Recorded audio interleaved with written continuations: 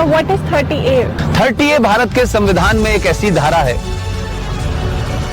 ये धारा ये कहती है कि हिंदू अपने धर्म की शिक्षा नहीं दे सकता, अपने कॉलेज में नहीं दे सकता, प्राइवेट कॉलेज में नहीं दे सकता, इसके लिए कॉलेज नहीं बना सकता, और जो सरकार के जो कॉलेजेस हैं उसमें नहीं दी जा सकती।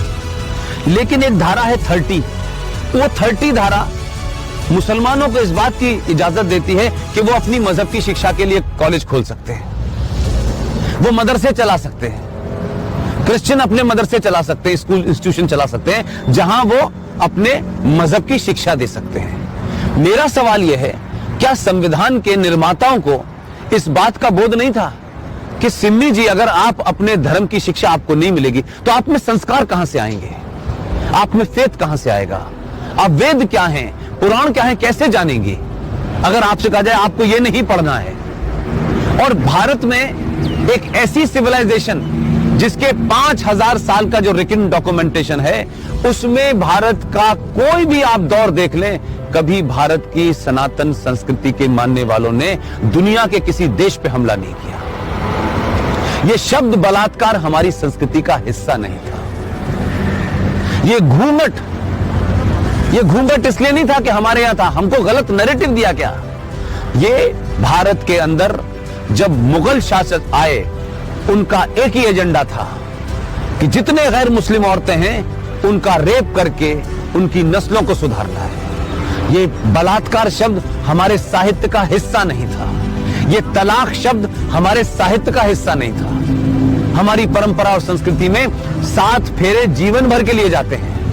इस्लाम में शादी is a contract between 2 people, it's a business. आपने शादी मुझसे की और शादी करने के कुछ दिन के बाद आपको लगा कि मैं रहना नहीं चाहती, तो बिजनेस कॉन्ट्रैक्ट है, आपने कॉन्ट्रैक्ट कैंसिल कर दिया। तो आर्टिकल 30A भारत के संविधान से हटना चाहिए। इस देश के 90 से 95 करोड़ हिंदुओं को उनका शास्त्र क्या कहता है, उनका वेद क्या कहता है, इसकी शिक्षा की इजाजत देनी चाहिए।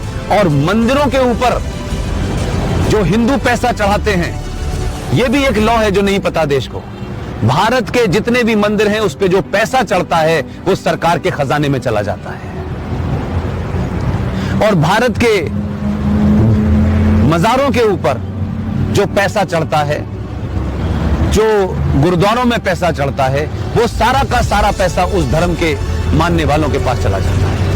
सिर्फ भारत के हिंदुओं का पैसा जो आप अयप्पा पे चढ़ाती हैं, जो महाकाल पे चढ़ाती हैं, जो वैष्णो देवी पे चढ़ाती हैं, वो पैसा सरकार ले लेती है।